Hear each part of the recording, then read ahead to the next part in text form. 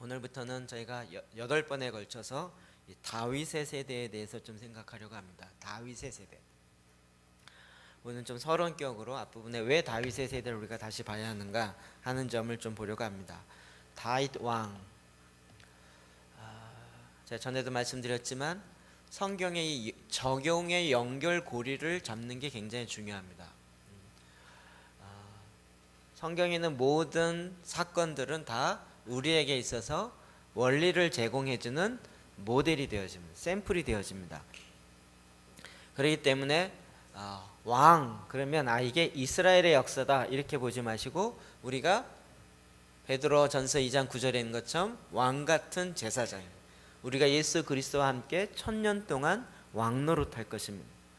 그래서 우리도 같은 왕이 되어서 하나님의 백성으로 이 땅을 어떻게 다스려야 하는지 하는 점들을 이 왕들을 통해서 봐야 하는 것입니다. 그러니까 다윗 왕이 그냥 이스라엘의 무슨 우리나라 세종대왕처럼 그런 개념으로만 보지 마시고 정말 주님이 다윗 왕을 통하여 이루시려는 하나님의 그 계획하심이 다윗 왕의 그 인생과 사역 가운데 그대로 이렇게 그림자처럼 녹아져 있습니다. 다윗 왕의 시대는 여호수아가 가나안을 정복하기 시작했지만 여호수아는 가나안 정복을 다 완성하지 못했습니다. 결국은 정복하지 못한 많은 가나안의 높은 산지가 있었어요. 주로 정복했던 거는 정복하기 쉬운 그냥 평야 이런 것이었습니다. 높은 산지는 정복 못하죠. 그래서 나중에 갈렙이 이 산지를 내게 주소 산지를 그러니까 정복하기 가장 힘든 거지만 내가 나이도 많지만 그러나 주의 말씀대로 이 높은 산지를 내가 올라가서 주의 말씀대로 이루겠다라는 믿음의 선언이고 공포였던 것입니다. 지금도 이 산이 정복되잖아요. 7산의 비밀이라는 책에도 보면 각 영역마다 산이 있어요. 교육 영역에도 최고의 수장들이 있어요. 그런 산이 정복돼야 되는 거예요. 우리가 이런 평지에 정복되는 건 이제 어느 정도 쉽다고 볼 수 있습니다. 그러나 이제 이 산지를 정복해야 되는데 여호수아는 시작은 하지만 그것을 완성하지 못합니다. 그리고 사사시대로 들어가고 그리고 이제 가서 다윗 왕이 나올 때까지 500년의 역사가 흘러갑니다. 그러니까 가나안 정복을 했지만 500년 동안 그 말씀을 이루지를 못하는 것이에요. 다윗 왕 때 드디어 이 전쟁의 승리를 대부분 다 끝냅니다. 그래서 다윗은 영적 전쟁하는 세대이고 그 정복을 완성하는 세대입니다. 그럼 이것은 예수 그리스도의 다시 오심과 같이 관련되어 있습니다. 왜냐하면 그 다음 왕이 누구죠? 솔로몬이요. 솔로몬의 이름의 뜻이 샬롬, 평강의 왕. 샬롬, 평강의 왕이요. 평강의 왕의 실제가 누구죠? 예수 그리스도예요. 그러니까 예수 그리스도가 평강의 왕으로 오시기 전 바로 그 직전에 이 영적 전쟁의 모든 걸 완성하는 그것이 다윗입니다. 이 시대에 우리와 똑같습니다. 예수 그리스도 오시기 전에 우리가 이제 이 가나안의 7산을 정복하고 모든 높은 산까지도 정복해야 되는 마지막 영적 전쟁의 마지막 고지들을 정복해야 되는 것입니다. 이럴 때 이런 산들을 어떻게 정복할 것인가? 또 이럴 때 하나님이 다윗과 같은 사람들을 일으켜서 그 마지막 과업을 가나안 땅 모든 땅을 정복하는 이 과업들을 이루는 모델이 바로 다윗이 되어진다는 것입니다. 그래서 솔로몬 왕의 시대는 안정이 이루어지고 평화가 이루어집니다. 그것이 1000년 왕국을 예표하는 것입니다. 그러나 다윗 왕은 자기가 하나님의 성전을 짓고 싶지만 하나님이 못 짓게 합니다. 왜 그렇죠? 손에 너무 많은 피를 묻혔기 때문에 굉장히 많은 전쟁을 했기 때문에 하나님이 다윗의 손이 아니라 그의 아들 솔로몬의 손을 통하여 성전을 짓게 합니다. 그렇게 피를 많이 묻혔다는 것은 전쟁을 많이 했다는 것입니다. 그래서 지금 이 시대가 바로 다윗 왕 시대를 다윗의 시대를 예표하는 그런 모습으로 다가온다는 것입니다. 성경에 이 다윗 왕에 대한 말씀들이 훨씬 더 많이 있습니다. 다윗 왕을 언급한 그 장을 보면 66개의 장이 됩니다. 성경 전체 보면 66개 장. 다윗이라는 이름 자체가 1200번 나옵니다. 우리가 많이 아는 믿음의 조상 누구요? 아브라함이요. 아브라함에 대해서 다룬 장이 성경에 17장입니다. 17장하고 66장하고 어떤 게 더 많을까요? 여러분 좋은 사람이 많아서 제가 자꾸 대답하라고 말을 하세요. 그러면 졸음이 떠나갑니다. 이 쉬운 질문을 자꾸 냅니다. 자, 우리가 믿음의 조상 아브라함 굉장히 중요한 인물입니다. 그러니까 아브라함에 대해서 우리가 굉장히 많이 해요. 왜요? 믿음의 세대를 살아가는 그 시대예요. 그러나 이제 매 시대마다 그 시대를 예표하는 인물들을 뽑는 거죠. 고난의 시대에 누굴 봅니까? 욥. 그 인내하는 것들을 배웁니다. 특히 이제 능력의 세대, 예언의 세대 이르면 선지자 사무엘, 그 엘리야, 엘리사 이렇게 보는. 그러니까 그 시대마다 예표하는 인물들, 그 키워드가 되어지는 것들이 있습니다. 다윗의 왕의 시대는 마지막 영적 전쟁의 시대요. 그 일을 완성하는 시대라는 것입니다. 그래서 다윗은 굉장히 여러 가지 직함이 있습니다. 그는 양을 기르는 목자였습니다. 또 수금을 굉장히 잘 타는, 그래서 수금 찰 때 사울 왕의 사울 왕이 그 눌려 있었던 귀신이 쫓겨 나갑니다. 게다가 시편이 전체 몇 장이죠? 150 중에 다윗이 지은 시가 정확하게 다윗이 지은 시라고 이름 나오는 게 73장입니다. 150을 반으로 나누면 몇 장일까요? 75. 다윗이 지은 게 몇 편이라고요? 73편이요. 건 반은 다윗이 지은 것입니다. 그리고 이름 나와 있지 않은 것도 상당히 다윗이 졌을 거라고 생각합니다. 뿐만 아니라 골리앗을 싸워 이기면서 국민적 영웅이 되죠. 그리고 가나안에 있는 남은 땅들을 정복하면서 정복자가 되어지죠. 그리고 이스라엘의 제일 처음으로 일어나는 12지파를 통합하는 통일 국가의 왕이 되어지죠. 첫 번째 왕, 두 번째 왕이 되죠. 그리고 음악을 작곡할 뿐만 아니라 작사도 하죠. 시편도 실제로 씁니다. 게다가 주님의 말씀을 대언합니다. 그 시편의 많은 내용들은 예언적 선포들이 있습니다. 그것이 선지자적 요소를 하는 것이요. 게다가 실제 왕이었죠. 성전 건축을 합니다. 여러분 벌써 이게 직함이 몇 개예요? 성전 건축도 완벽하게, 제가 보기엔 솔로몬은 갖다가 퍼즐 맞추듯이 이렇게 갖다가 맞추기만 할 정도로 모든 걸 다 준비해 놓고 멀리서, 솔로몬이 왕이 돼서 그냥 갖다가 맞추기만 했어요. 그러면 그 퍼즐 맞추기 하려면요 준비를 다 해놔야죠. 이걸 다 해놓은 것이 다윗입니다. 탁월한 건축가의, 탁월한 왕의, 탁월한 선지자의, 또 탁월한 작곡가의, 작시자의, 또 지도자의, 뭐 어떻게 보면 만능 같죠. 만능. 이게 굉장히 어렵다고 생각하죠. 근데 여러분 이게 하나가 통하면 다 통하게 돼 있습니다. 결혼 안 하신 분은 이제 혼자 내 삶도 관리하기가 어렵다 이렇게 되지만, 결혼하게 되면 좋은 것만 있는 것이 아니라는 것을 결혼하기 전에 모르죠. 결혼하고 나면 자기뿐만 아니라 챙겨야 될 사람이 많습니다.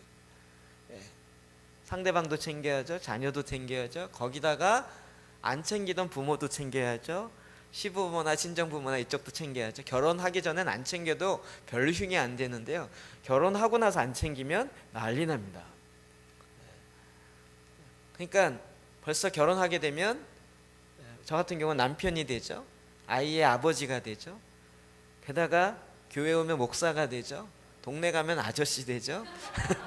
운전하면 운전기사가 되죠. 또 누구 오면 데리고 다니면 가이더가 되죠. 요즘은 웬만한 사람이 저한테 또 맛있는 음식이 어디냐면 갔다만 가면 다들 맛있다고 난리를 해요. 그러니까 하나 하게 되면 사실은 다 해요. 모든 영역을 다 하게 돼요. 이게 자기가 능력이 많아서가 아니라 하게 되는 거예요. 그래서 여러분이 저를 보면서 이것저것 막 별걸 많이 했다라고 생각할지 모르지만 그냥 그 상황이 되면 하는 거예요. 그래서 실제 하나님이 함께 하심으로 그 시대에 해야 될 역할들을 감당하는 것이, 주님이 이 시대에 정말 하나님 지금 오늘날 이 시대에 어떻게 하나님 뜻이 이루어지겠습니까? 이런 정말 굵직한 질문을 갖고 하나님께 묻는다면 하나님이 이렇게 대답하실 것입니다. 이 마지막 시대에, 마지막 때에 하나님의 목적을 수행하고 이미 과거에 시작했던 여호수아 세대가 시작했던 이 일을 완성할 수 있는 다윗의 세대를 일으키는 것이다. 그래서 오늘날 이 시대는 다윗의 세대가 일어나야 할 시대입니다. 그래서 저희가 이제 앞으로 다윗의 세대에 대해서 계속적으로 살펴보려고 합니다. 지난번에 우리 그 회복 컨퍼런스 할 때 이야기한 것처럼 요즘은 거의 영어 이름이 다 다윗이에요. 데이비드 차, 그다음에 데이비드 고형원도 데이비드 고, 뭐 데이비드, 우리 지난번 말씀 저기도 데이비드 정이더라고요. 그다음에 그 제사장기도 이스라엘 사는 사람은 그건 히브리식 표현으로 발음으로 다비드 리, 뭐 거의 다윗과 관련되어진 영어 이름 뭐 이런 식으로 씁니다. 여러분도 성경 이름을 하나 갖기 원한다면 하나 인물 중에 맞는 걸 하나 이렇게 딱 정하십시오. 그래서 이제 혹시 이제 외국인들 같이 모임할 때 한국 이름 참 외우기, 우리도 외국 사람 이름 외우기 힘들잖아요. 외국 사람은 한국 이름 외우기 너무 힘들어요. 그래서 영어 이름을 꼭 물어봐요. 그때를 대비해서 영어 이름 하나씩 가져 주십시오. 영어 이름을 또 한국식으로 하지 마시고 성경으로 나온 걸로 이렇게 하나씩 가십시오. 시대 자체가 그래서 하나님 이 시대를 대표하는 인물, 한 시대의 모델이 되어진 인물인데 그것이 오늘 이 시대는 다윗이라는 것입니다.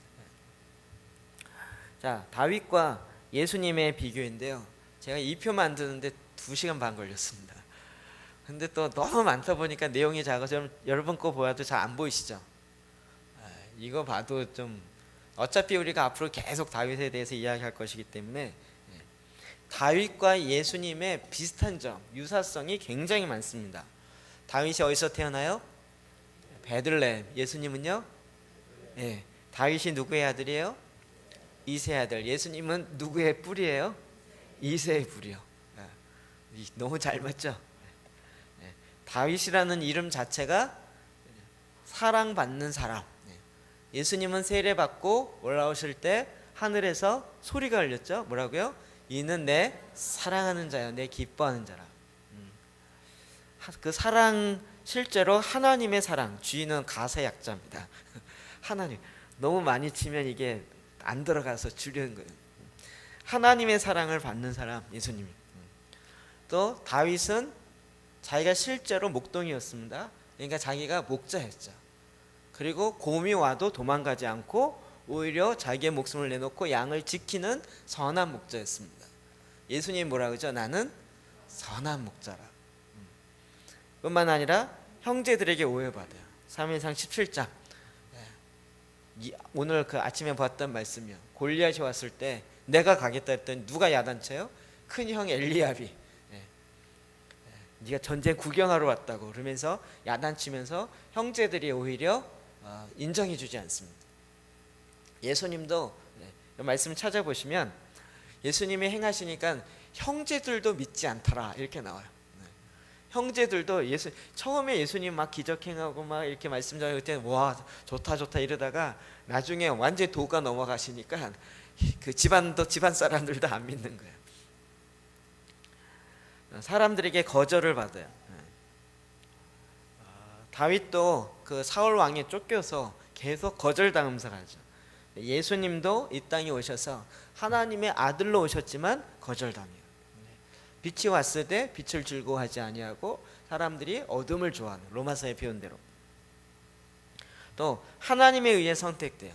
다윗이 왕으로 선택받게 되는 건 다 하나님이 선택하여 기름 부었습니다. 다윗 그 이새의 아들 7명, 6명을 선택했을 때 사무엘이 하나님이 선택하라. 나는 사람은 외모를 보거니와 나는 중심을 본다. 그래서 하나님의 사인에 따라서 선택되어지는 거죠. 예수님도 하나님에 의해서 선택이 되십니다. 고통과 수치를 당합니다. 사울 왕에 쫓겨서 도망당할 때 이방 왕에게까지 가고 거기에서 계속 고통 가운데 있습니다. 예수님도 마찬가지로 고통과 수치를 십자가에 달리시기 전에 달리면서 동일하게 받습니다. 광야를 경험합니다. 다윗과 요나단 아시죠? 요나단, 사울 왕의 아들 요나단. 그 요나단을 통해서 사울 왕의 지금 상태와 신기를 파악합니다. 그리고 이제 활 쏘는 이걸 통해서 만날 때 그때 다윗이 어디 있어요? 광야 습, 10광야 숲풀에 숨어 있습니다. 그리고 광야를 다니면서 광야 생활을 건 12년, 13년, 건 17년 정도 하게 되어집니다. 예수님도 세례를 받으시고 40일 동안 광야에서 금식하십니다. 광야는 필수 코스입니다. 내 인생에 아직 광야가 없었다. 이게 평탄한 게 아니고요. 아직 뭔가 시작이 안 했다. 이렇게 생각하시면 좋습니다. 광야는 필수 코스입니다. 그리고 다윗도 늘 기도하는 기도의 사람. 예수님도 밤이 새도록 기도하고 또 새벽 미명에 기도하는 예수님이셨습니다. 뿐만 아니라 욕설에 대해서 대갚아주기를 거절해요. 이게 이제 그 시므이 얘기죠. 사울의 친족 시므이가 다윗이 그의 아들 압살롬에 의해서 압살롬의 아들의 쿠데타에 의해서 쫓겨서 도망갈 때 시므이가 그 욕설합니다. 네가 네 꼴이 좋다 잘됐다 이러면서. 그런데 다윗이 그것을 용서합니다. 그 옆에 장군을 통해서 야 쟤 죽여라 이래도 한 칼에 죽일 수 있는데 그렇지 않고 오히려 대갚기를 거절하고 용서해 줍니다. 예수님도 마찬가지로 그를 수치 주고 그 채찍질하는 자들을 용서합니다. 뿐만 아니라 관대함.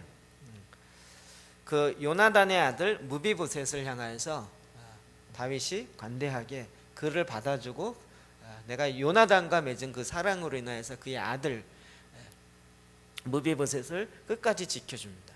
이 관대함. 예수님도 갑자기 관대함이 왜 나왔죠? 은혜가 충만하더라. 그다음 기름 부음 받음. 다윗은 3번 기름 부음 받았습니다. 그렇죠? 그리고 예수님도 기름 부음 받았습니다. 그리고 가장 유명한 사건 골리앗과 싸워 이깁니다. 그 당시 최고의 난적 골리앗. 예수님은 누구와 싸워 이기죠? 사단과 싸워 이긴 것입니다. 사도행전 13장 22절에 보면 내 마음에 합한 자라고 다윗을 이야기합니다. 내 하나님의 마음에 합한 자. 예수 그리스도는 요한복음 4장에 보면 하나님의 뜻을 행하는 자예요. 또 하나님께서 다윗 왕을 높입니다. 예수님도 빌립보서 2장 9절에 보면 그가 높은 보좌를 내려놓으시고 이 땅에 인간의 형체를 입으시고 죽기까지 복종하시고 죽는 자리까지 갔다가 주님 하나님께서 그를 높이셔서 보좌 우편에 앉히십니다. 다윗이 이스라엘 전체 지파의 왕이 된 게 30세입니다. 예수님이 공생에 시작한 게 몇 세일까요? 30세입니다. 뿐만 아니라 다윗이 주님의 말씀을 이렇게 시행하는 제사장 역할을 합니다. 히브리서에 보면 예수님도 위대한 대제사장, 멜기세덱의 반차를 주는 대제사장입니다. 제가 어제 누구랑 얘기하다 그 얘기 듣는데 고신 측에서는 멜기세덱 얘기만 하면 또 이단이라 그런다며요. 멜기세덱에 대해서 풀지를 못하니까 이단들만 풀다 보니까 멜기세덱 히브리서에 나오는 아브라함이 11조를 멜기세덱에게 바쳤잖아요. 아브라함은 모세보다 전 사람일까요? 후대 사람일까요? 아브라함과 모세 누가 먼저일까요? 안 졸고 계시군요. 근데 11조는 누가 정한 거예요? 모세에 의해서 율법에 나온 거예요. 근데 아브라함 시대에는 대제사장이라든지 이런 게 없습니다. 그런데 11조를 드렸어요.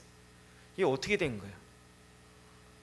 그 11조를 받은 사람이 멜기세덱이었습니다. 멜기세덱은 누구냐? 이게 이제 풀어지지 않는 거죠. 이제 히브리서에 보면 하나님의 반차를 쫓은 멜기세덱을 제사장으로 이야기합니다. 원래 제사장은 누구의 반차를 쫓아요? 아론의 반차를 쫓잖아요. 그래서 이걸 풀어요. 그러니까 예수님이 대제사장으로 우리의 중보의 역할을 하셨는데 누구의 반차를 쫓았어요? 멜기세덱의 반차를 쫓았다고. 우리가 혈통적으로 유대인이 아니고 아론의 후예가 아닌데 우리는 누구의 반차를 쫓은 왕 같은 제사장이에요? 멜기세덱의 반차를 쫓은. 이렇게까지 확장되어집니다. 이게 어마어마한 말씀을 졸고 있다니.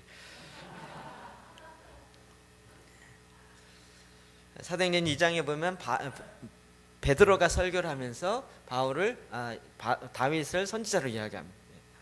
사도행전 3장에 보면 예수 그리스도를 왕이요 제사장 선지자 이 세 직분을 다 감당하는 거예요. 이스라엘 전체의 왕이 된 게 다윗입니다. 그리고 예수님은 이제 만왕의 왕이 되십니다. 너무 비슷하죠? 비슷한 거 많습니다. 그래서 이 다윗은 지금도 이스라엘 사람들이 가장 좋아하는 왕이고요. 또 우리 이 시대에 정말 새롭게 풀어져야 할 것입니다. 오늘 그 중에 첫 번째로 다윗의 경배에 대해서 좀 살펴보겠습니다. 역대하 23장 18절 봅시다. 시작.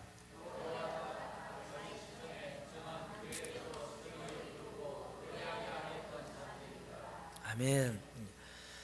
부흥의 역사가 일어났던 곳마다 혹은 다시 교회사가 회복되어지는 역사가 일어날 때마다 공통점이 있습니다.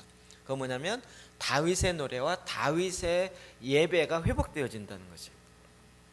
여호야다 왕 시대에 다시 회복되어지는 그 시대. 그때 어떻게 해요? 다윗이 전에, 여호야다 왕은 한창 후대입니다. 근데 다윗이 전에 정한 규례대로 즐거이 부르고 노래하게 하였던 자들이었더라. 누가요? 레위 족속들이야. 그러니까 레위 족속들을 다시 세워서 하나님을 찬양하게 했던 그것을 다시 회복해요. 그래서 하나님을 찬양하게 하는 일을 하면서 이 여호야다의 부흥이 일어나기 시작하는. 역대하 29장 30절입니다. 시작. 히스기야 왕이 귀인들과 더불어 레위 사람들을 명령하고 다윗과 선지자 여호와를 찬송하게 하며 찬송하고 몸을 굽혀 예배하니라. 아멘. 아멘. 히스기야 왕의 부흥. 히스기야 하나님이 죽는다 그랬지만 다시 기도하면서 다시 죽지 않고 그 생애가 연장되고, 히스기야 왕을 통하여서 부흥의 역사가 일어나는데 그때도 어떻게 해요? 귀인들과 더불어 레위 사람을 명령하고 다윗 그 다음에 선견자 아삽. 선견자 제가 전에 잠깐 이야기했었죠. 여러분, 선견자가 성경에 나옵니다. 우리는 선지자만 나오는 것이 아니라 선견자가 나옵니다. 선지자는 뭐죠? 먼저 아는 사람. 선견자는 먼저 보는 사람. seer들이 나온다. 그래서 이 시대에 하나님이 선지자와 선견자를 다 같이 이룹니다. 여러분, 기도하다가 잘 보는 사람 있죠. 픽처링 되는 사람. 이런 사람들은 선견자 쪽으로 가는 거고요. 기도하면 말씀이 떠오르거나 이런 사람은 선지자 쪽으로 가는 거예요. 구분이 되세요? 제가 이야기를 했더니 성경에서 선견자 처음 본다고 하는 사람 많더라고요. 구체적으로 선견자라는 직함이 성경이 여러 군데 나옵니다. 아삽이야. 이따 설명했지만 아삽의 시를 통해서 여호와를 찬송하게 했는데, 아삽의 시, 다윗의 장막을 해놓고 아삽을 통하여서 찬양을 하게 합니다. 아삽이 찬양대의 총지휘자였습니다. 그래서 아삽이 지은 시들이 있어요. 이게 다 다윗의 장막과 관련되어 있습니다. 히스기야 왕 때 다시 다윗이 했던 그것을 다시 회복하는 거예요. 그래서 다윗과 그의 음악을 담당하는 그 장관이 불렀던 노래를 다시 부르는 거예요. 그 일들을 통하여 히스기야의 부흥이 일어나는 것입니다. 마지막 하나 더, 요시야 시대. 역대하 35장 4절 시작. 너희는 이스라엘 왕 다윗의 글과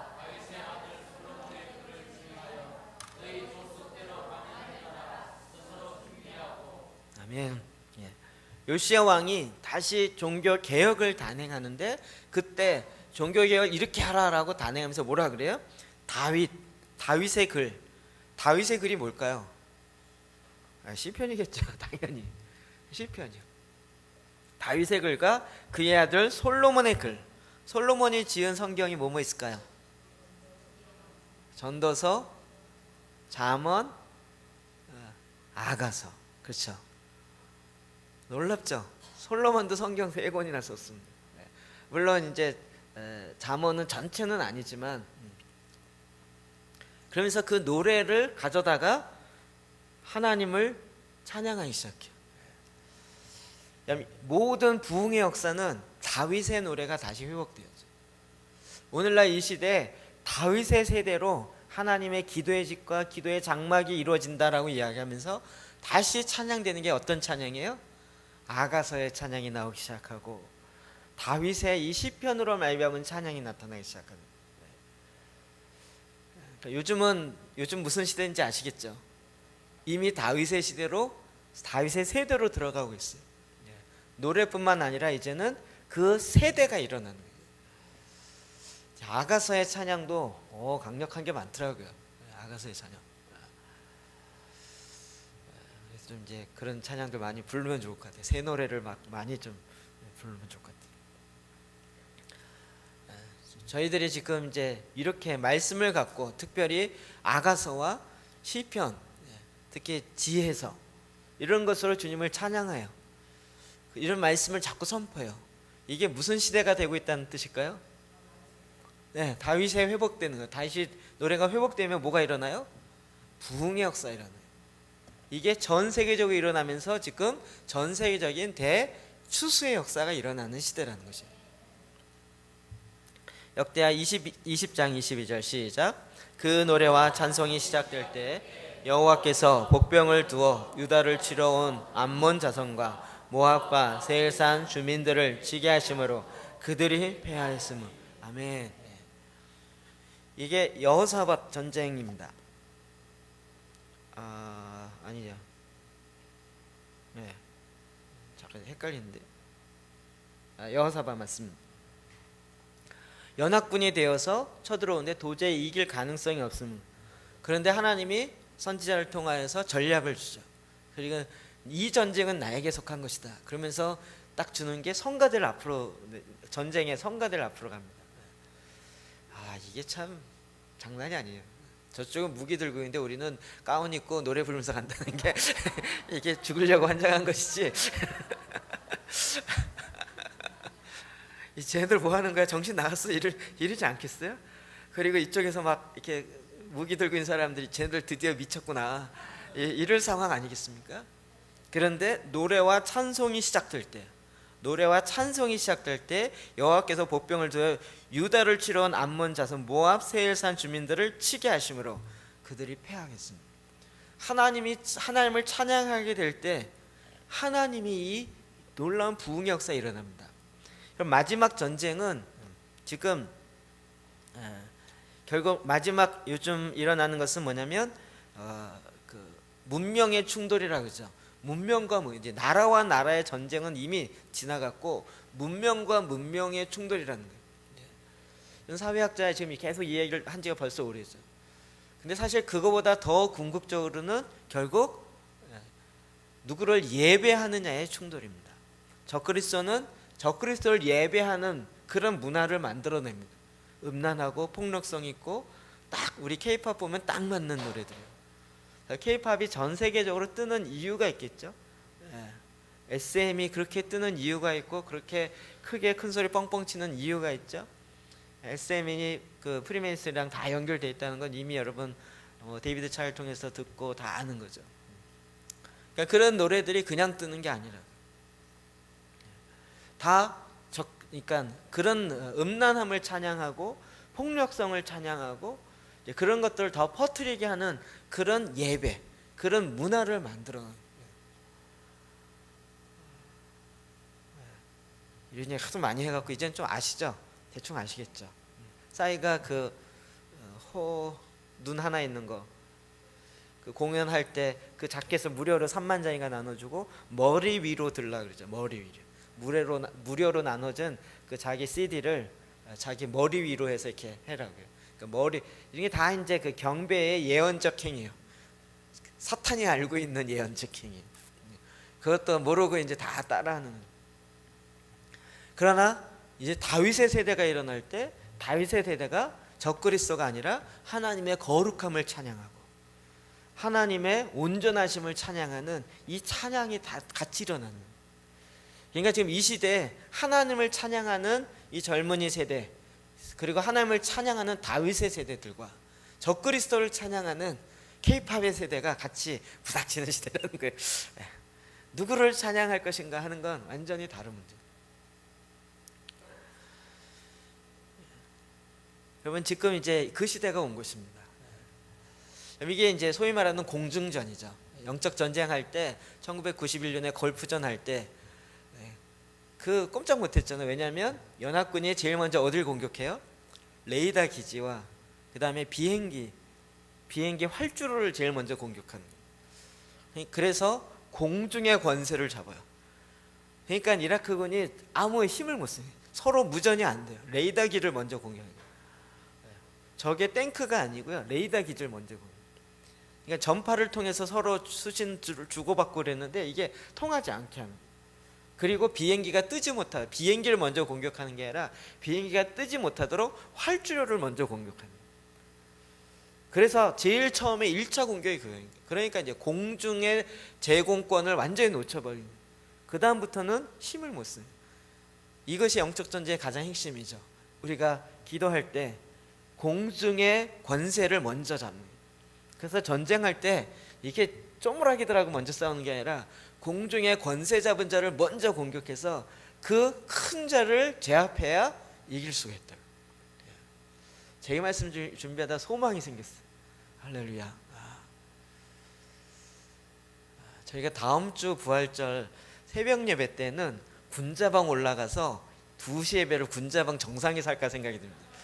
거기서 2시간 동안 찬양하고 새벽 연합 예배 때 여기 지역 교회들 다 연합해서 군자방에 막 새벽 6시에 거기 올라가서 노래하고 찬양하고 그러면 민원이 들어올 가능성이 있을 것 같아요.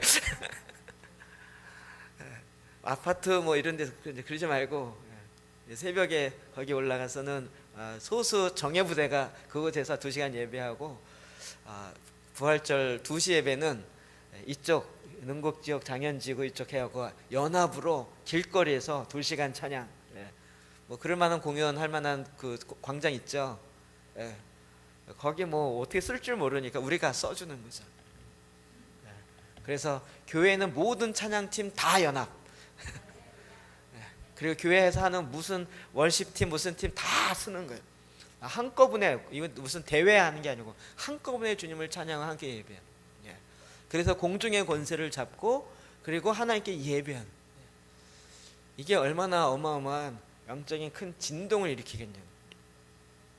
이런 것들이 이제 싸움을 알 줄 아는 사람들이, 싸움꾼들이 이게 만들어내는 전략입니다. 제가 웃지만 아주 탁월한 싸움꾼입니다. 이런 일들을 하는 거예요. 그러면 이게 다윗의 세대를 통해서 이루어가는 거예요. 역대상 16장 4절 볼까? 시작. 또 레위 사람을 세워 여호와의 궤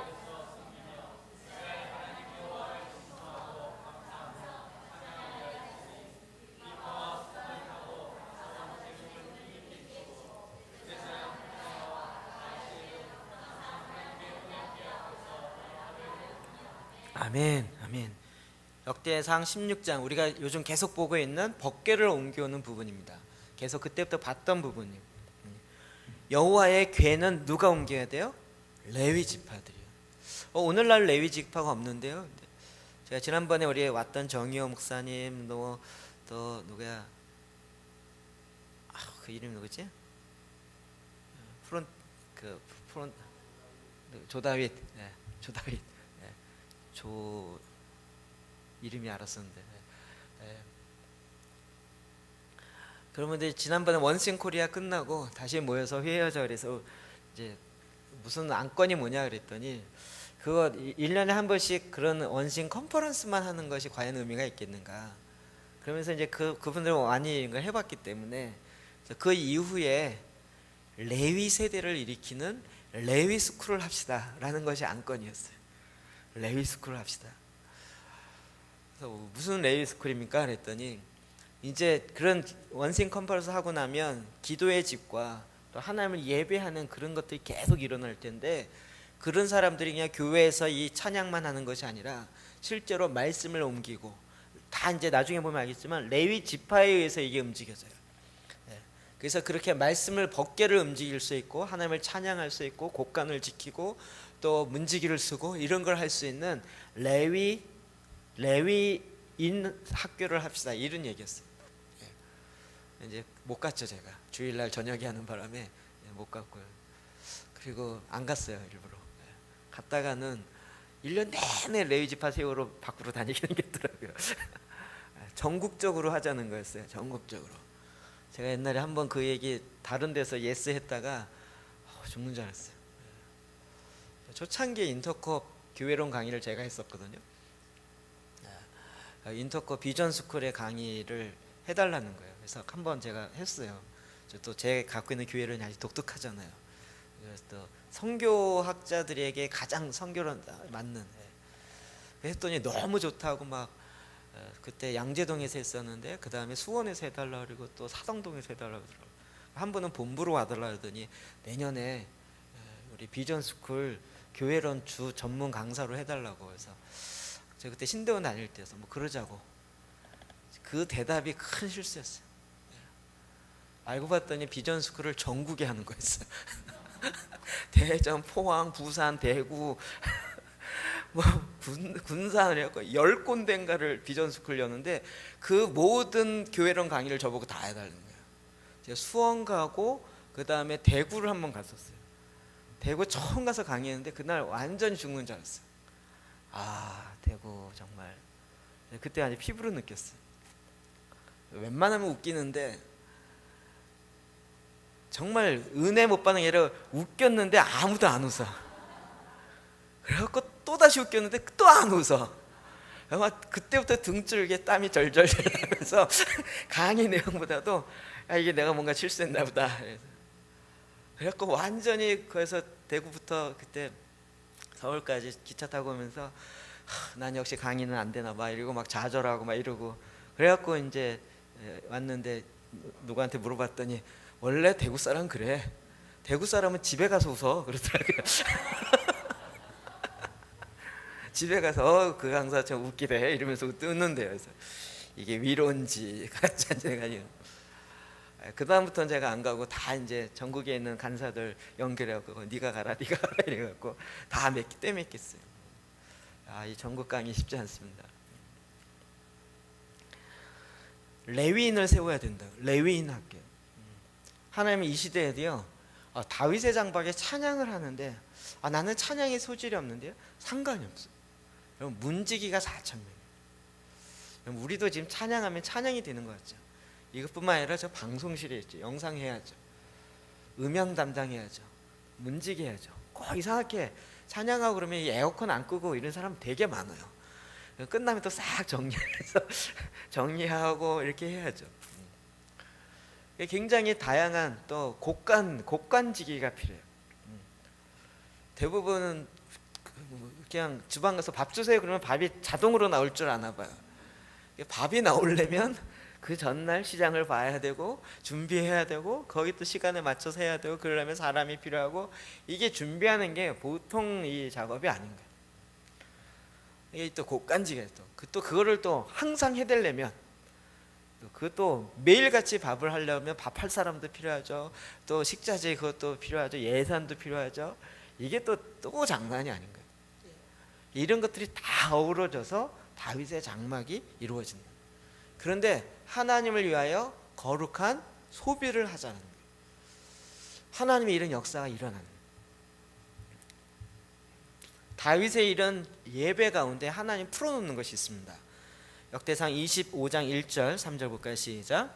다윗이 군대 지휘관들과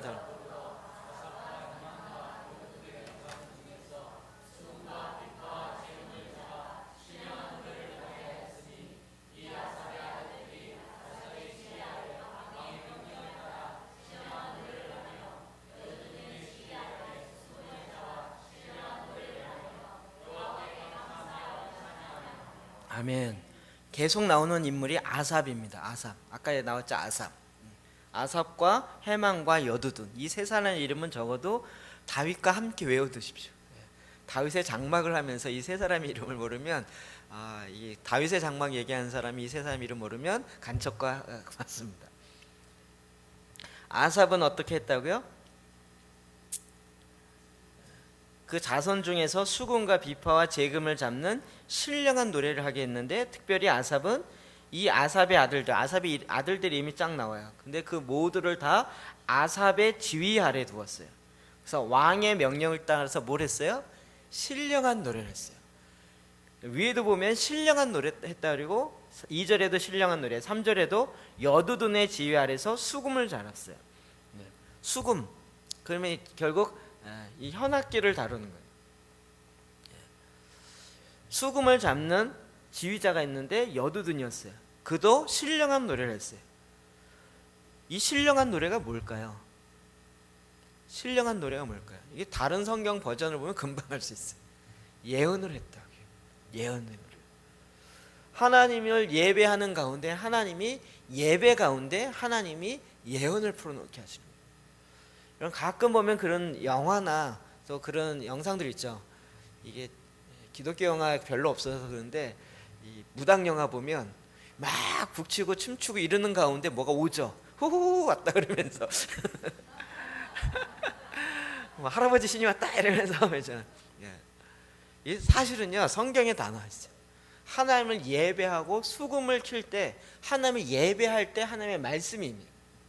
그러면서 그 말씀을 대언하면서 이것이 예언이 돼요. 그 예언이 또 수금과 함께 노래하는 사람과 함께 곡이 붙여져요. 그러면서 이것이 예언적 노래로 가는 거예요. 그래서 다윗의 장막에 가면 꼭 예언이 같이 가요.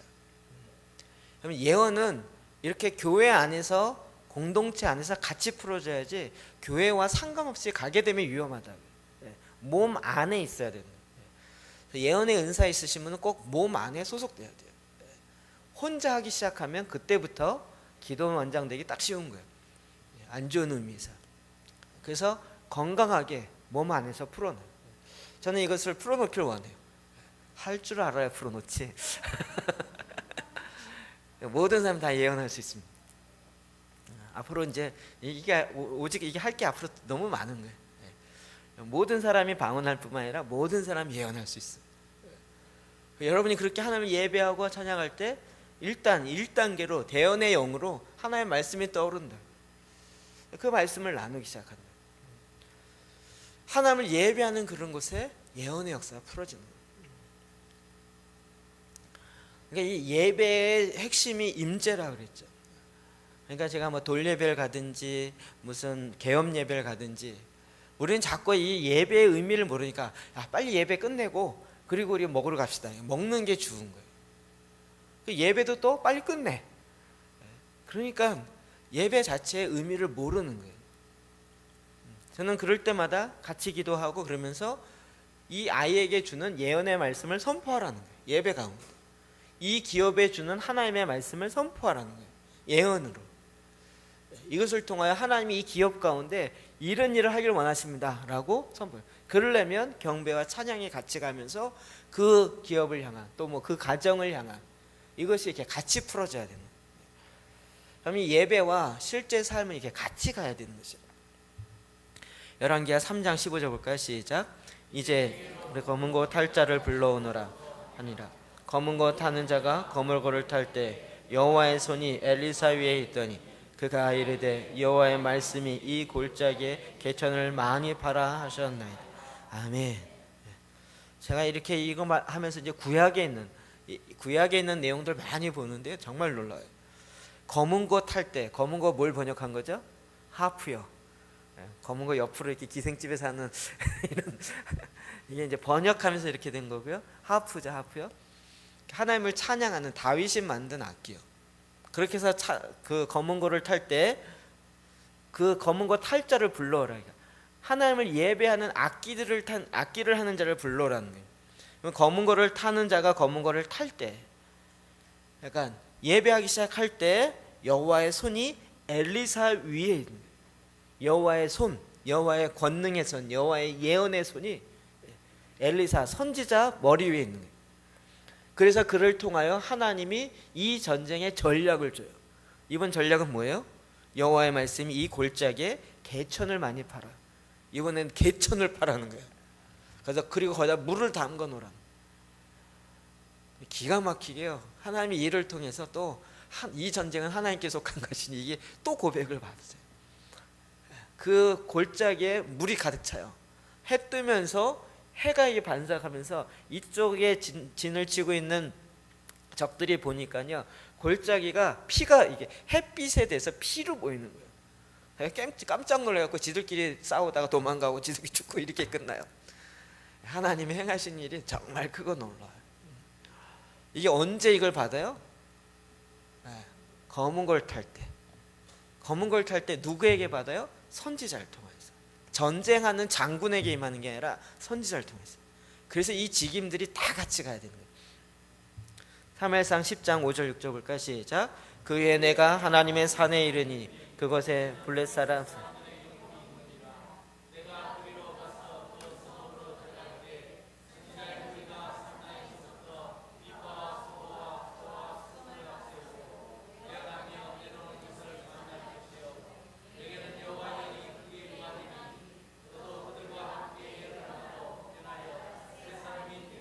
아멘.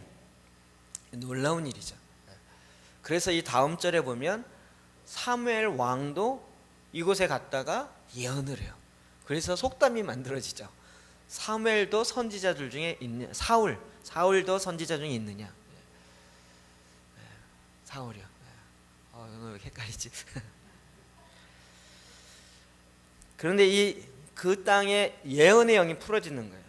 그 지역 자체의 예언의 영이 풀어져요. 여러분 이렇게 어느 곳에 가면 기도가 잘 되는 데 있죠. 어느 곳에 가면 기도가 안 되는 데. 기도가 잘 되는 그 지역을 보면 하나님이 임재가 쉽게 되어지는 것은 이유가 있어요. 거기에서 기도의 제단이 쌓아지고 하나님을 예배하는. 보십시오. 뭐가 됐어요? 하나님의 산에 이르는데 그것은 블렛 사람 영문에 있어요. 그런데 선지자의 무리가 산당에서 비파와 소금과 악기죠. 수금을 앞세워서 예언해요. 수금을. 그러니까 악기들을 통해서 하나님을 예배하는. 그럼 이 악기들을 통해서 하나님의 특별한 예언이 있어요. 제가 지지난주 수요일날 보여드렸죠. 나팔이 그 소파르. 그 소파를 불 때 하나님이 병든 자를 고치시기도 하고, 어떤 데 보면 소파를 갖고요 고장난 버스 엔진에다가 부니까 버스 엔진이 다시 시동에 걸리고, 이런 기적의 역사가 일어나요. 그 악기마다 갖고 있는 고유한 주파수가 있어요. 그래서 우리도 그 치유 음악이라는 거 있죠. 치유 음악. 그 음악이 갖고 있는 고유한 주파수에 맞아서 우리의 마음이 안정이 되어지기도 하고. 근데 하나님의 이런 역사에 하나님의 음악 가운데 부여하신 독특한 하나님의 그 악기 가운데 부여하신 것이 있어요. 그래서 여러분이 할 수 있는 대로 많은 악기를 하세요. 하다못해 안 되면 트라이앵글이라도 하시라고요. 탬버린이라도 하시든지. 그리고 여러분 이제 이런 거 되게 좋은 것 같죠? 저 산에 올라가면 이거 다 필요 없어요. 이걸 어떻게 들고 올라가요? 산에 올라가면 큰 북이나 뭐 징이나 이런 게 최고입니다. 우리 주로 전쟁의 현장에는 이런 아주 고급스러운 전자기 써먹을 여지가 없어요. 그거 언제 이걸 전기 세팅하고 하겠어요? 그건 다 끝나고 나서 축제 셀러브레이션 할 때 하는 거고요. 전쟁의 현장에는요 그냥 박수나 아니면 깃발을 흔들거나 뭐 그런 다양한 것들을 통해서 현장에서 하는 거예요. 피리를 하거나 퉁소를 하거나 뭐 이런 걸 통해서 오히려 더 많은 일을 할 수 있어요. 그래서 이 다윗의 예배가 풀어지면서 영적 전쟁의 실제가 풀어져요.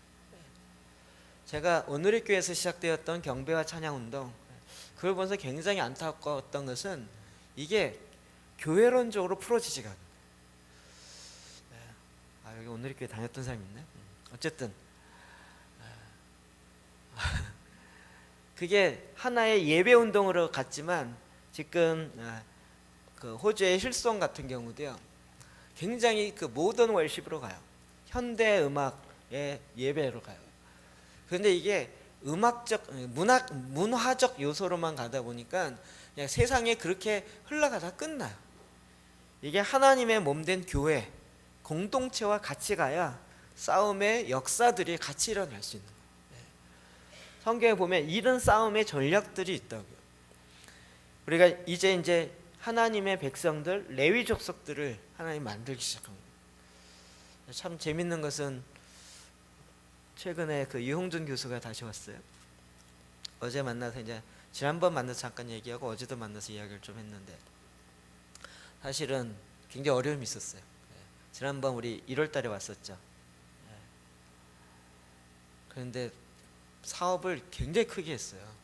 방배동에 3층짜리 문화센터를 하고 서울대 앞에 과천 그 체육관 앞에 커피숍을 3개나 4개 하고 직원이 40명이었어요. 또 일산 쪽에 무슨 문화센터에 뭐 하고 또 무슨 장하고 또 연세종합교회 지휘하면서 음악 총감독하고 이러면서요. 하여튼 어마어마하게 했어요. 그런데 이제 그 공사를 맡고 있었던 그 공사 업체가 부도나면서 이 대금을 못 갚으면서요. 결국은 이제 부도가 나갔고요. 왕창 무너졌어요. 근데 그때 같이 일했던 후배라 그러더라고요. 고등학교 후배. 그 녀석이 또 고소를 하는 바람에 6개월 동안 화성 교도소에 있었어요. 그래 그동안 못 만난 거예요. 근데 1심하고 2심 때 항소했는데 2심에서 무죄로 판결됐어요. 검사 측에서 데리고 온 증인이 검사 측 발언을 해준 게 아니라 이 사람 변호인 측 발언을 해줬어요. 이 사람은 돈을 떼먹을 사람이 아니다. 성실하게 했는데 부도가 나서 어쩔 수 없이 그게 한 것이 절대 돈 떼먹는 게 그럴 사람이 아니다라고 오히려 검사 측 증인이 해줘갖고 검찰이 판사가 깜짝 놀래갖고 이거 뭐야 그래갖고 2심에 무죄 판결을 버렸어요. 그랬던 예가 거의 없대요. 2심에는 거의 그냥 서류 들었다 넣은 거죠. 1심, 2심 그냥 통과니까 거의. 그러면서 이제 무죄로 판결해서 나왔어요. 완전히 사람이 바뀌었어요. 하나님이 나를 불구덩이에 넣으시더니 6개월 내내 말씀만 보고 자기의 모든 모든 그 어깨에 힘줬던 힘을 다 빼게 하시고 오직 말씀과 오직 기도와 오직 보혈 찬양으로만 완전히 제가 보기에 그런 순한 양과 그런 헌신된 사람이 오직 주님 말씀하시면 그대로 다 하리라 이러면서 자기 주위에 뭐 쨍쨍하잖아요. 이태리에서 10년 유학했죠. 성악했죠. 뭐 친구가 박종호고 송정미고 또 후배고 다 하죠. 뭐 최덕신도 뭐 동기고 뭐 다 유명하죠. 그런데 이제 그래서 제가 어제는 이제 다윗의 장막 이야기 한 2시간을 해줬어요. 다 처음 듣는 얘기래요. 음악 대학도 뭐 신학교 음악학과 그런 데 가서 강의하고 교수하고 기독교 음악이란 또 현대 기독교 이런 거 강의하고 이랬는데 강사하고 교수 그런데 다윗의 장막 처음 듣는데 그래서 이제 야 실용 학원을 하지 말고 예배자를 키워 그랬더니 이게 완전 획기적인 단어고 얘기를 막 받아 적더라고요. 예배자. 하나님이 예배자를 키우라고. 교회에서 실용음악 학원을 만들어 갖고 교회도 성장하고 교회 발전할 수 있는 무슨 전도의 프로그램으로 쓰라고요. 제일 처음에 그거 하라고 왔거든요. 제가 마음속에 처음부터 아니라고 생각이 딱 들어서 딱 문을 닫았는데요. 이제 다 내려놨어요. 어제는 제가 거꾸로 그런 학원 할 생각하지 말고 예배자를 키우라고. 예배자. 이제야 자기가 통합이 됐네. 음악 따로 교회 따로 이것 따로 막 이렇게 그게 또 클래식 했으니까 클래식 하다가 이제는 클래식도 다 버렸대요. 클래식의 자존심도 다 버리고 그런데 이제야 자기의 하나님 왜 나를 불구덩이에 넣으셔갖고 왜 이렇게 달달해서 완전히 힘을 다 빼게 해서인지 알겠다 그러면서 예배자를 키우겠다. 그러면서 이제 그러니까 패러다임이 없었던 거예요. 마지막 때의 다윗의 패러다임, 신부의 패러다임 자체가 없었던 거예요. 하나님이 지금 그냥 감사하게 전에 이런 얘기를 했으면 웬 뚱땅지 같은 얘기냐 이랬을 텐데 완전히 본인이 겸손해져 갖고요. 성경에 이런 말씀이요. 아까 그 얘기, 성견자 처음 본다는 거 저희가 거의 모태 신앙인데 성견자 처음 본데 성경에 성견자가 있냐고 그러면서 찾는. 그러면서 다윗의 장막 얘기를 했더니 걔네 시편이 다 다윗의 장막에서 23년 33년 동안 하나님을 찬양하면서 불렀던 곡이고 이런 걸 그 다 이렇게 했더니 막 완전히 뭐 2시간 동안 거의 제가 얘기하면서도 스펀지처럼 쫙 빨려 들어가더라고요. 뭐 얘기해주면 그치. 하여튼 저희 방금 왔다면 책을 한 4-5권씩 가져가요. 문제는 안 갖고 와요.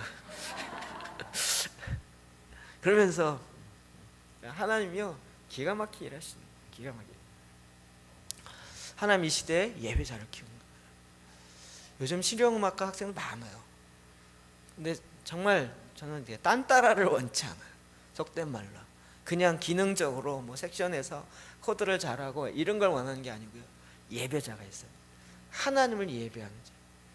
비록 탬버린을 치더라도, 비록 이 뭐죠 트라이앵글 치더라도 기름 부으심이 넘치는 트라이앵글은 귀신을 내어쫓는다니까요. 아니 귀신들이 이거 뭐야 징 갖고 찡찡찡 하면서도 무당들이 하는데 하나님이 일하시면 이제 못하는. 그래서 제가 지난 수요일날인가 이 강의하다가 그 마음이 확 들더라고요. 한번 기회 되면 합시다. 제가 주일날 11시 반부터 4시까지 예배를 드리는 거예요. 그래서 주일학교 전체 다. 그래서 무슨 앞에 공연이 아니고요.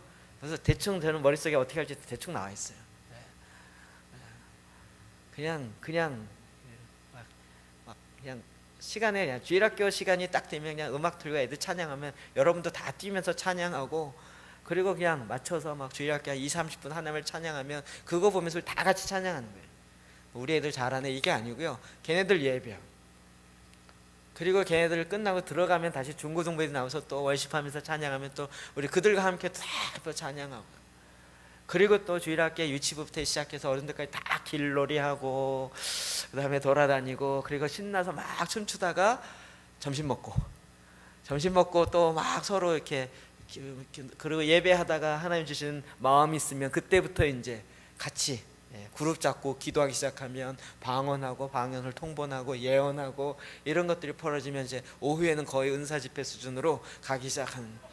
병든 자가 고쳐지고 그러면 또 병든 자 간증하고 간증하면 또 하나님이 찬양하면서 또 1시간 찬양하고 이러면서 아침 7시 반, 10시 반부터 오후 4시까지 그럼 몇 시? 6시간 점심 먹는 것도 예배니까 그러면서 또 하면 또 우리 김근현 집사님 또 준비하면서 뭐 시금치는 무슨 뭐라고요? 녹색이니까 이 음식은 뭘 상징한다 그러면서 음식 먹으면서도 그 의미를 이야기하면서 같이 이야기하고 초대교회 1세기 예배가 이랬다니까요. 어제 유영준 교수 또 저기 뭐야 1세기 예배 그 얘기해줬던 그 책 또 가져갔어요. 참. 로버트 뱅크스가 쓴 책인데요. 그 카나다 리젠트 칼리지의 실천 신학 교수예요. 내가 평신도를 깨운다, 평신도가 사라진 교회 다 그 로버트 뱅크스 교수의 책이에요. 방성기 목사님이 거기서 배워갖고 거기서 배운 거 한국에 그냥 풀어놓고 있어요. 앵무새처럼. 근데 뭐 어마어마한 내용. 하나님이 이런 일들을 지금 이제 우리 가운데 풀어놓는 거예요. 그래서 예배 가운데 예언이 있고요, 치유가 있고요, 간증이 있고요, 하나님을 기뻐하는 찬양들이 있고요. 하고 싶으세요? 하고 싶으세요? 하나님이 굉장히 역동적인 예배를 1세기에는 그렇게 드렸어요. 실제로 떡을 떼면서도 그냥 그 자리에 성찬식이에요. 그게 떡을 떼는 게 밥 먹고 우리나라처럼 와 밥 먹까 그게 아니고요. 떡을 떼면서 그 테이블별로 밥그릇 들고 이것은 너희를 위해서 띄는 내 살이니 먹을 때마다 나를 기념하라 그러면서 또 밥 한 숟그릇 주고 국을 뜨면서 이걸 너희를 위해 내 피니 이러면서 나눠주고 이리고 성찬예식을 또 같이 그룹별로 하고 그리고 또 이제 올라와서 또 서도의 가르침을 받고 또 모여서 기도하고 이런 식의 예배가 사도행전적 예배였다고요. 하나님이 이 시대에 이런 것들을 풀어놓는 거예요. 다윗의 세대를 풀어놓는 거예요. 그러니까 단지 음악하는 게 아니고 예언의 역사가, 은사가 또 풀어져야죠. 이것이 교회론적으로 담아져야죠. 그게 또 혼자 튀면 안 돼요. 혼자 나는 또 기독교 무장 나와갖고 내 예언이 정확하니 네 예언이 정확하니 이래갖고 또 싸우고 뭐 눈이 중요하냐 귀가 중요하냐 이래갖고 이러면 안 되는 거예요. 그 이상의 성숙함이 필요한 거예요. 서로의 다름을 알면서도 질서를 지킬 수 있고, 이런 초대교회 공동체의 모습들이 이 시대에 다시 풀어지는 거예요. 이것이 바로 하나님이 단지 예배만 풀어지겠습니까? 다윗이 뭘 했다고요? 또 나라를 다스려요. 게다가 정복을 해요. 건축을 해요. 이런 것들이 다 예배와 관련돼 있어요. 예배가 먼저 풀어져야 내 삶의 현장에서 나머지 산들을 정복하기 시작하는 거예요. 그래서 하나님 이 시대에 다윗의 세대를 일으키시는 거예요. 저와 여러분이 지금 그 시대에 이미 들어와 있습니다. 이미 시작되었습니다. 그리고 이 마지막 남은 과업들을 이루어야 하는 것입니다. 이 시간 우리 들었던 말씀을 갖고 같이 한번 기도했으면 좋겠습니다. 하나님, 다윗의 세대를 일으키십시오. 하나님을 예배하는 예배자를 일으키십시오. 이 일을 통하여 예언이 풀어지고 전쟁이 일어나며 전쟁에 능하신 하나님을 찬양하며 나라가 세워지며 또 하나님을 향한 그 모든 사탄의 경관진이 무너지고 막힌 담들이 풀어지고 진정한 연합의 역사가 이루어지는 하나님이 만드셨던 그 가나안의 축복의 역사가 우리 가운데 있도록 주님 말씀 주신 걸 마음에 품고 선포하며 나아가 기도합시다. 기도하겠습니다.